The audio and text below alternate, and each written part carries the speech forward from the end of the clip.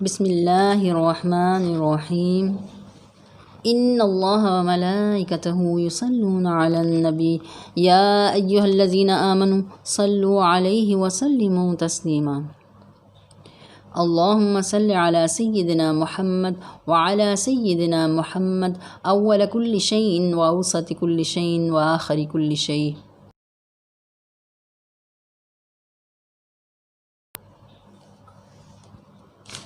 حدیث رسول صلی اللہ علیہ وآلہ وسلم ہے، حسین منی و انا من حسین، حسین مجھ سے ہے اور میں حسین سے ہوں، یعنی میرے مشن کی تکمیل حسین کریں گے۔ صبح عاشور قیامت صغریٰ اور مصائب و آلام کی خبر لے کر آ گئی۔ امام عالی مقام کے خیموں سے اذان کی آواز بلند ہوئی۔ فجر کی اذان شہزادہ علی اکبر نے دی۔ صحرائے کربلا ہم شغلِ پیغمبر کی آواز میں اللہ اکبر کی صدا سے گونج اٹھا۔ نواسۂ رسول صلی اللہ علیہ وآلہ وسلم نے اپنے تمام رفقا و احباب اور اہل بیت کو نماز پڑھائی۔ یہ شہدائے کربلا کی آخری باجماعت نماز تھی۔ 10ویں محرم کا خونی آفتاب اپنی پوری خون آشامیوں کے ساتھ طلوع ہوا۔ امام عالی مقام اور اہل بیت نبوت رفقا و احباب 3 دن کے بھوکے پیاسے ہیں، ایک قطرہ آب بھی میسر نہیں، اور ساتھ تپتی تیز دھوپ اور سلگتی ہوئی ریت اور گرم ترین ہوا تھی۔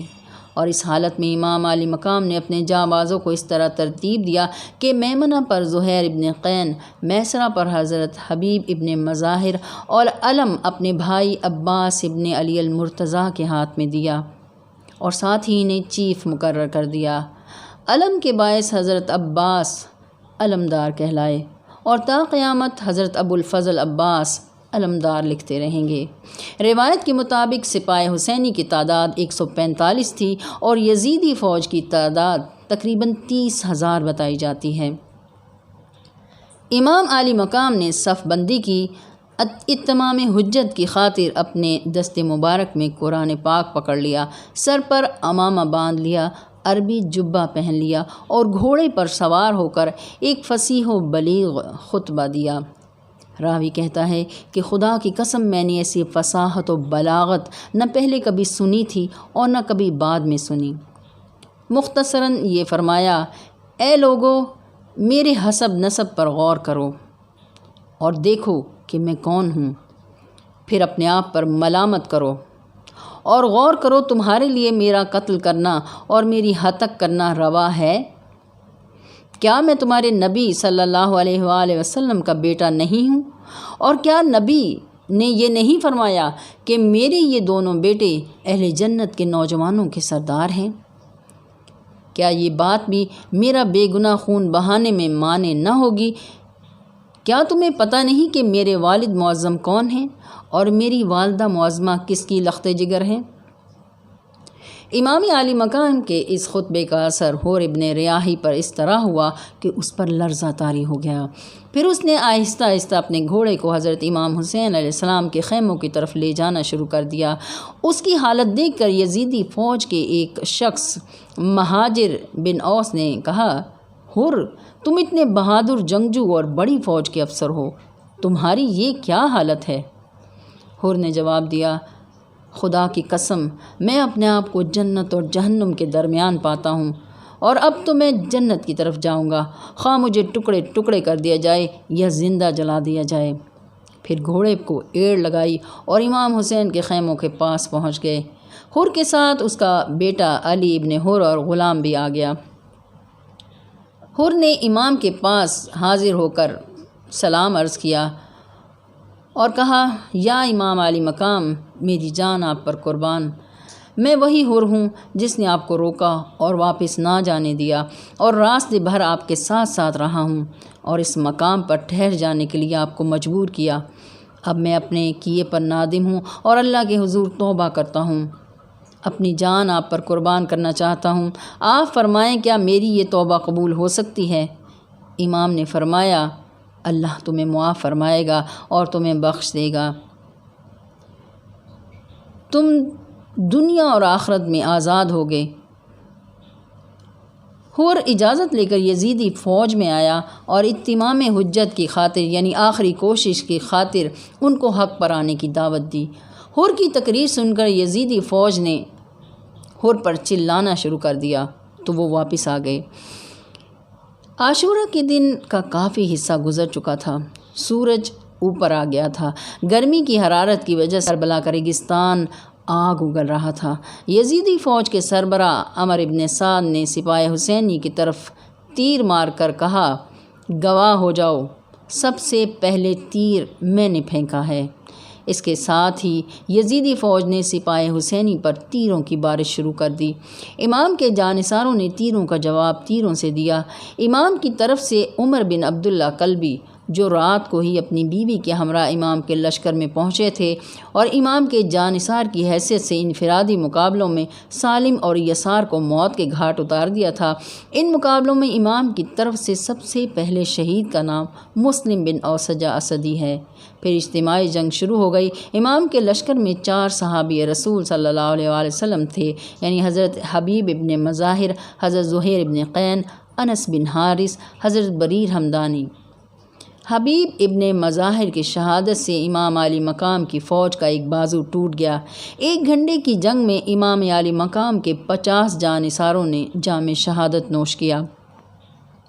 جانثارہ نے حسین کے ایک ایک فرد نے صبر و استقلال، بہادری اور جانثاری کا وہ مظاہرہ کیا جس کی مثال نہیں ملتی۔ سب کی ایک ہی خواہش تھی کہ ہمارے ہوتے ہوئے امام اور اہل بیت کو کوئی تکلیف نہ پہنچے۔ مولا کائنات مولا علی ابن ابی طالب کے شیروں اور چمنستان جگر گوشہ رسول صلی اللہ علیہ وآلہ وسلم، بی بی فاطمہ زہرا بطول کے پھولوں اور رحمت للعالمین کے جگر کے ٹکڑوں کی باری آ گئی۔ انہوں نے حرب و ضرب کے وہ جوہر دکھائے کہ کربلا کی پیاسی زمین کو دشمنوں کے خون سے سیراب کر دیا۔ ان میں بچے، بوڑھے، جوان سبھی شامل تھے۔ اتنا کہہ دینا کافی ہے کہ شیرخوار علی اصغر، بچوں میں اون و محمد، نوجوانوں میں قاسم اور علی اکبر، بھرپور جوان حضرت عباس علمدار اور بوڑھوں میں خود امام حسین علیہ السلام شامل ہیں۔ 10 محرم عاشورہ کے دن بی بی زینب کبریٰ سلام اللہ علیہا کے فرزندگان اون و محمد، جن میں سے ایک کی عمر 9 سال اور ایک کی 11 سال ہے، بار بار ماں کی طرف آتے اور اجازت طلب کرتے ہیں تو بی بی نے فرمایا، اپنے ماموں حسین سے اجازت لے کر جاؤ۔ وہ دونوں امام سے اجازت لے کر جانے لگے تو ماں زینب نے رو کر فرمایا، جب میدان میں جاؤ تو نہر کی طرف نہ جانا، حسین کا علی اصغر پیاسا ہے، اور جب زخموں سے چور گھوڑے سے گرنے لگو تو میرے بھائی حسین کو آواز نہ دینا کہ وہ صبح سے لاشیں اٹھا اٹھا کر تھک چکے ہیں۔ یاد رکھنا تم نے اپنے ماموں حسین پر قربان ہونا ہے۔ میدان میں ان دونوں ننھے بہادروں نے سینکڑوں یزیدیوں کو فنار کیا۔ علی کے نواسے، زہرا کی لاڈلی کے ننھے شہزادے بے جگری سے لڑے۔ یہ دونوں جب یزیدیوں کے قابو میں نہ آئے تو انہوں نے کہا، دیکھو تمہاری خیموں میں آگ لگ گئی ہے۔ جب وہ ادھر متوجہ ہوئے تو سب نے حملہ کر دیا۔ پھر کہیں اون کا لاشا گرا تو کہیں محمد کا۔ بی بی زینب کو اطلاع ملی تو سجدہ شکر ادا کیا۔ امام کی آنکھوں میں آنسو دیکھ کر فرمایا، بھائی میرے ہزاروں بیٹے آپ پر قربان۔ عاشورہ کے روز جب سب کی شہادت ہو گئی اور خیموں کو آگ لگا دی گئی تو سب بیویاں اپنے اپنے جوانوں کے پاس آ کر رونے لگیں تو شمر نے امام زین العابدین سے کہا، سب اپنے اپنے مرنے والوں پر رو رہے ہیں، ان 2 بچوں کی لاش پر کوئی نہیں رو رہا، کیا ان کی ماں مر گئی ہے؟ تو امام سجاد رونے لگے۔ اتنے میں زینب کی آواز آئی، کاش ان کی ماں مر گئی ہوتی، کیونکہ زینب کربلا میں زینب نہیں فاطمہ بن کر آئی ہے، حسین کی ماں بن کر آئی ہے۔ میں حسین کی لاش چھوڑ کر اپنے بیٹوں کو کیسے روں؟ اللہ مجھے ہزاروں بیٹے دیتا تو اپنے بھائی پر قربان کر دیتی۔ ان سب شہیدوں نے پہلے دشمنوں کو قتل کیا، پھر خود شہید ہو گئے، لیکن معصوم علی اصغر ایسے شہید ہیں جنہوں نے کسی کو قتل نہیں کیا۔ سیدہ رباب زوجہ امام حسین نے عرض کیا، اس بچے کی شدت پیاس سے حالت غیر ہے، تڑپ رہا ہے، اس سے تو اب رویا بھی نہیں جا رہا، اسے چند قطرے پانی پلا دیں۔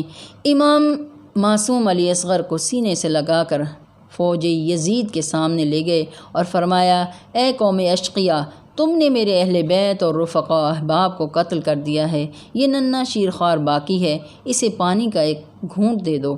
ذرا دیکھو تو صحیح، یہ بے گناہ کیسے پیاس کی شدت سے تڑپ رہا ہے۔ زمین و آسمان یہ آواز سن کر کانپ رہے تھے۔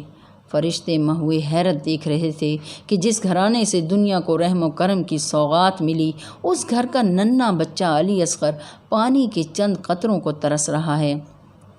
فوج اشقیاء پر یہ اثر ہوا کہ ایک دوسرے سے کہنے لگے، اگر اس بچے کو پانی دے دیا جائے تو کیا حرج ہے؟ یہ دیکھ کر عمر ابن سعد نے اپنے بہترین تیر انداز حرملہ کو تیر چلانے کا حکم دیا۔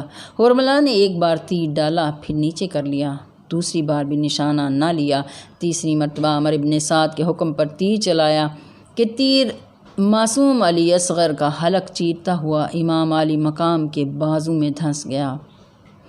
آپ نے تیر کھینچا، خون کا فوارہ ابل پڑا۔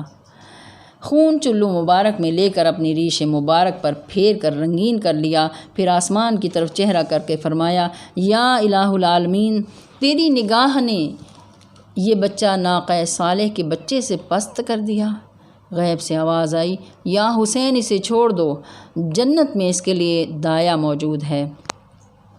پھر امام نے شہید کو اٹھائے واپس آ گئے اور خیموں کے قریب شہدائے کربلا کے اجسام مبارک کے ساتھ لٹا دیا اور اللہ سے عرض کیا، یا اللہ تیرا شکر ہے، حسین کی چھوٹی سی قربانی قبول فرما لی۔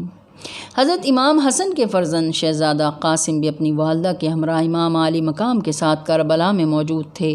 13 سالہ قاسم ابن حسن آل رسول صلی اللہ علیہ وسلم کی آنکھوں کا تارا سراپا التجا بن کر اپنے چچا سے میدان میں جانے کی اجازت مانگ رہا تھا۔ امام نے اشکبار آنکھوں سے شہزادہ قاسم کو دیکھا، سینے سے لگایا، ماتھے کو چوما اور فرمایا، تمہیں کس چیز کی اجازت دوں؟ کیا تیروں سے چھلنی ہونے کی اجازت دوں؟ تلواروں سے کٹنے کی اجازت دوں؟ تم میرے بھائی حسن مجتبیٰ کی یادگار ہو۔ اجازت نہ ملنے پر شہزادہ قاسم خیمے میں جا کر رونے لگے تو ماں ام فروا نے کہا، تمہیں یاد ہے تمہارے بابا نے تمہارے بازو پر ایک تعویذ باندھا تھا اور کہا تھا جب کوئی مشکل پیش آئے اور حل نہ ہو سکے تو یہ تعویذ کھول کر دیکھ لینا۔ قاسم نے وہ تعویذ کھول کر دیکھا جو ان کے والد محترم نے باندھا تھا۔ اس پر لکھا تھا، جب حسین پر مشکل وقت ہو یہ کھول کر حسین کو دکھا دینا۔ چچا کو دکھایا، لکھا تھا، 10 محرم کو اجازت دے دو، میں نہیں ہوں گا لیکن میری طرف سے قربانی دے دینا۔ امام نے قاسم سے فرمایا، بڑی سفارش لے کر آئے ہو، تیاری کرو۔ چنانچہ میدان میں آ کر شہزادہ قاسم نے یزیدیوں کو مخاطب کر کے فرمایا، میں قاسم بن حسن بن علی ہوں، تم میں سے کون ہے جو تنہا میرا مقابلہ کرے؟ عمر ابن سعد کے لشکر کے ایک سالار ارزق نے اپنے ایک لڑکے کو 3 دن کے بھوکے پیاسے قاسم سے لڑنے کے لیے بھیجا اور قاسم نے چند منٹوں میں سے قتل کر دیا۔ ارزق کے دوسرے بیٹے نے اپنے بھائی کو خاک و خون میں تڑپتے دیکھا تو دیوانہ ہو کر آگے بڑھا، قاسم نے اسے بھی قتل کر دیا۔ پھر تیسرا بیٹا آیا تو اسے بھی قتل کر دیا۔ پھر چوتھا بیٹا آگے بڑھا تو قاسم نے اسے بھی جہنم رسید کر دیا۔ چاروں کا باپ ارزق ہاتھی کی طرح چنگھاڑنے اور شیر کی طرح دھاڑتے ہوئے آپ کی طرف لپکا۔ آپ نے ایک ہی وار کر کے اس کو بھی 2 ٹکڑے کر دیا۔ وہ گھوڑے سے گرا۔ اسے گھوڑے سے گرتے دیکھ کر یزیدی فوج نے چاروں طرف سے شہزادہ قاسم پر حملہ کر دیا۔ آخرکار زخموں سے چور چور ہو گئے اور ایک شقی نے سر پر تلوار ماری۔ شہزادے نے بلند آواز سے پکارا، چچا جان مجھے پکڑیے، اور زمین پر گر گئے۔ امام گھوڑے پر سوار ہو کر تیزی سے میدان کی طرف بڑھے تو لشکری یزید یہ سمجھا کہ حسین حملہ کرنے لگے ہیں تو سب گھوڑوں پر ادھر ادھر بھاگنے لگے۔ قاسم شہید کا جسم مبارک پامال ہو گیا۔ امام نے قاسم کا سر مبارک گود میں رکھا اور فرمایا، ہلاکت ہے اس قوم کے لیے جس نے تجھے قتل کیا۔ آپ نے لاشا مبارک اٹھایا اور خیموں کے پاس لا کر رکھ دیا۔ ماں ام فروا نے کہا، مجھے قاسم کا خون آلود کرتا لا دیں۔ آپ نے کرتا قاسم کی والدہ کو دے دیا۔ جب یہ قافلہ کربلا سے کوفہ پھر دمشق اور دمشق سے کربلا اور پھر مدینہ پہنچا تو ام فروا وہ گٹھری اٹھائے جس میں قاسم کا کرتا تھا، جنت البقیع پہنچ گئیں اور کرتا نکال کر حسن ابن علی کی قبر مبارک پر ڈال دیا۔ اہل نبوت کا جگمگاتا چراغ، ہم شکل پیغمبر، 18 برس کی عمر کے شباب کا حامل شہزادہ علی اکبر والد کے سامنے سراپا التجا بن کر عرض کرنے لگے، بابا حضور مجھے بھی جانے کی اجازت دیں۔ امام نے اپنے لال پر نظر ڈالی، آنکھوں سے آنسو نکل پڑے، پھر علی اکبر کو خود تیار کیا، نانا نبی صلی اللہ علیہ وآلہ وسلم کی دستار باندھی، اپنے بابا مولا علی کی زرہ پہنائی، اپنی والدہ محترمہ بی بی فاطمہ زہرا بطول کا دوپٹہ باندھا، گھوڑے پر سوار کرایا۔ اس گھوڑے کا نام عقاب تھا۔ یہ گھوڑا یمن کے بادشاہ نے حضرت ابو طالب کو تحفے میں دیا تھا۔ اس گھوڑے کی عمر 110 سال تھی۔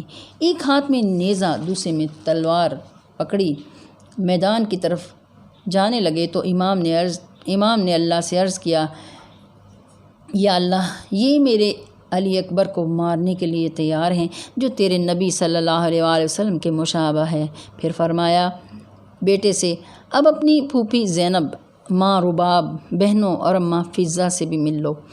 کربلا کے تمام شہداء میں علی اکبر واحد ہستی ہیں جو تمام بیویوں سے ملنے آئے۔ کوئی بازو پکڑتی تھی، کوئی دامن۔ ایک کوہرام برپا ہو گیا، ایسا لگ رہا تھا کسی جوان کی میت اٹھ رہی ہو۔ پھر گھوڑے پر سوار ہوئے اور چلے۔ محسوس ہوا پیچھے کوئی آ رہا ہے۔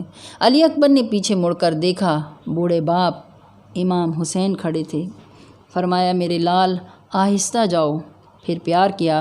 شہزادہ علی اکبر اس شان سے میدان میں آئے کہ یزیدی فوج نے دیکھا کہ چہرہ تصویر رسول صلی اللہ علیہ وآلہ وسلم ہے، سر پر امامہ رسول کا، جنگ کے لیے ہاتھ میں اسلحہ رسول کا، گھوڑا رسول کا، گفتار رسول کی تھی۔ آسمانوں پر کوہرام مچ گیا۔ تیرے نبی صلی اللہ علیہ وآلہ وسلم کی تصویر جا رہی ہے۔ شہزادے نے بلند آواز سے پکارا، ہے کوئی جو میرے مقابلے پر آئے؟ یہ رجز پڑی، میں علی ابن حسین ابن علی ہوں، ہم اہل بیت رسول صلی اللہ علیہ وآلہ وسلم ہیں اور نبی کے بہت زیادہ قرابت دار ہیں۔ یاد رکھو میں نیزے سے ٹھیک نشانہ بناؤں گا اور اپنے باپ کی حمایت میں وہ تیغ زنی کروں گا جیسے ہاشمی عربی جوانوں کی تیغ زنی ہوتی ہے۔ بجلی کی کڑک اور شیر کی طرح دشمنوں پر حملہ کیا۔ لشکر یزید پر جیسے عذاب الہی نازل ہو گیا۔ دھوپ میں جنگ کرتے کرتے شہزادہ علی اکبر تھک گئے۔ گھوڑا واپس موڑا۔ شدت پیاس سے اکبر نے پلٹ کر دیکھا اور ماں نے خیموں کی تنابوں سے لپٹ کر دیکھا۔ کتنی مجبور تھی ساقی کوثر کی بہو، خالی مشکیزہ کئی بار الٹ کر دیکھا۔ بیٹا امام علی مقام کے پاس واپس آیا اور عرض کیا، ابا جان اگر تھوڑا پانی مل جائے تو سب کو موت کے گھاٹ اتار دوں گا۔ آپ نے فرمایا، میری زبان چوس لو۔ علی اکبر نے ایسا ہی کیا اور پھر پیچھے ہٹ کر عرض کیا، ابا جان آپ تو مجھ سے بھی زیادہ پیاسے ہیں۔ پھر فرمایا امام نے اپنے نانا کی انگوٹھی منہ میں رکھ کر چوس لو۔ شہزادے نے ایسا ہی کیا۔ اس کے بعد علی اکبر دوبارہ میدان جنگ میں گئے تو چاروں طرف سے حملہ ہو گیا اور چمن زہرا کا یہ پھول پشت زین سے زمین پر آ گرے۔ آواز دی، ابا جان مجھ کو لیجئے۔ جب امام نے آواز سنی تو دیوانہ وار آواز کی طرف لپکے، مگر گر پڑے اور رینگ کر اس آواز تک پہنچے۔ تاریخ بغداد میں خطیب بغدادی لکھتے ہیں کہ بی بی زینب نے دیکھا کہ امام علی مقام کے سر کے بال اور داڑھی کے بال مبارک یکدم سفید ہو گئے ہیں، جبکہ پہلے سب سیاہ تھے۔ علی اکبر کو آواز دے کر فرمایا، مجھے نظر نہیں آ رہا، آپ کدھر ہو؟ علی اکبر نے عرض کیا، ابا جان آپ کے پاؤں کے پاس ہوں۔ امام نے اپنے دامن سے شہزادے کے چہرے کے غبار کو صاف کیا اور اپنی گود میں چہرہ مبارک رکھ لیا۔ شہزادے نے آخری سلام کیا اور اللہ کے حضور پہنچ گئے۔ امام علی مقام نے آسمان کی طرف منہ کیا اور درد کے ساتھ بے اختیار ہو کر رو پڑے۔ ایسی رونے کی آواز کبھی نہیں سنی تھی۔ پھر فرمایا، بیٹے تمہارے جانے کے بعد دنیا کی زندگی پھیکی ہو گئی ہے۔ تم تو دنیا کی زندگی سے نجات پا گئے ہو، لیکن تمہارا باپ تنہا رہ گیا ہے۔ یہ جملے فرماتے جاتے اور رخ انور کے بوسے لیتے جاتے۔ پھر بارگاہ کریمی میں عرض کیا، آج تیرے ایک وفادار بندے نے تیری راہ میں 18 سالہ جوان بیٹے کی قربانی دے دی ہے۔ یا اللہ میرا ہدیہ قبول فرما۔ یہاں تک فرمایا کہ اللہ اس قوم پر لعنت کرے، اس کو ہلاک کرے جس نے تجھے شہید کیا۔ یہ لوگ اللہ پر اور رسول اللہ صلی اللہ علیہ وسلم کی آبرو ریزی پر کس قدر دلیر ہیں۔ پھر شہزادے کی نعش مبارک خیمے کے قریب دیگر شہداء کے پاس رکھ دی۔ میدان کربلا میں جب امام حسین کے تمام جانثاروں، خاندان اہل بیت کے تمام افراد جام شہادت نوش کر چکے تو حضرت عباس علمدار نے امام سے عرض کیا، اب تو مجھے اجازت دیں۔ امام نے فرمایا، تم میرے صاحب علمدار ہو، تمہارے چلے جانے سے تمام سلسلہ ختم ہو جائے گا۔ پھر بھائی کو سینے سے لگایا تو بھائی نے کہا، بچوں کو پانی سے ترستے ہوئے دیکھ کر فرمایا، میں پہلے پانی لے آؤں، اور گھوڑے پر سوار ہو کر مشکیزہ ہاتھ میں پکڑا، دوسرے ہاتھ میں تلوار سنبھالی اور یزیدی فوج کی طرف چل پڑے۔ اتمام حجت کے طور پر چھوٹا سا خطبہ دیا، مگر یزیدی فوج کے سالاروں نے کہا، اے ابو تراب کے بیٹے، اگر تمام روئے زمین پر پانی پانی ہو جائے اور وہ ہمارے قبضے میں ہو تب بھی تمہیں ایک قطرہ پانی نہ دیں گے جب تک تم یزید کی بیعت نہ کر لو۔ یہ سنتے ہی حیدر کرار کے عباس کو جلال آ گیا۔ یزیدیوں کے لشکر کو چیرتے ہوئے نہر فرات کی طرف بڑھے تو 4000 کا لشکر جو فرات کے کنارے پر موجود تھا حرکت میں آ گیا۔ آپ دشمن کو قتل کرتے راستہ بناتے دریائے فرات تک پہنچے۔ وفاداری اور ادب کے تقاضوں کو سامنے رکھتے ہوئے خود پانی کا ایک قطرہ نہ پیا۔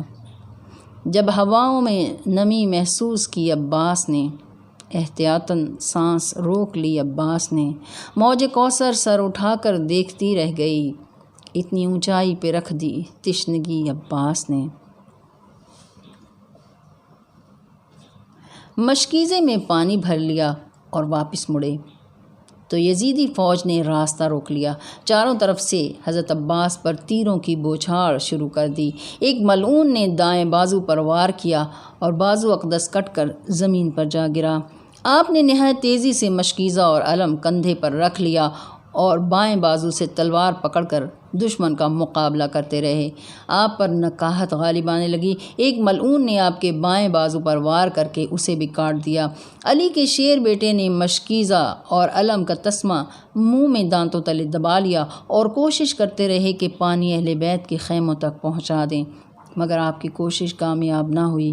ایک تیر آ کر مشکیزے میں پیوست ہو گیا اور مشکیزے کا سارا پانی بہہ گیا۔ ایک ملعون نے آہنی گرز شہزادہ عباس کے سر پر مارا۔ آپ گھوڑے کی پشت پر سنبھل نہ سکے اور زمین پر آ گرے اور پکارا، یا ابو عبداللہ، میری طرف سے آخری سلام۔ امام بڑی تیزی سے لپک کر آواز کی طرف آئے تو آپ کی زبان مبارک پر یہ الفاظ تھے، آخری سلام ہو۔ امام جب اپنے بے دست و بازو زخموں سے چور بھائی کے پاس پہنچے تو کلیجہ تھام کر رہ گئے۔ آپ نے گریہ کیا، ہائے عباس، اب میری کمر ٹوٹ گئی، اور شہادت عباس پر پھوٹ پھوٹ کر روئے۔ سلام ہو ان ہاتھوں پر جو راہ حق میں کٹ گئے۔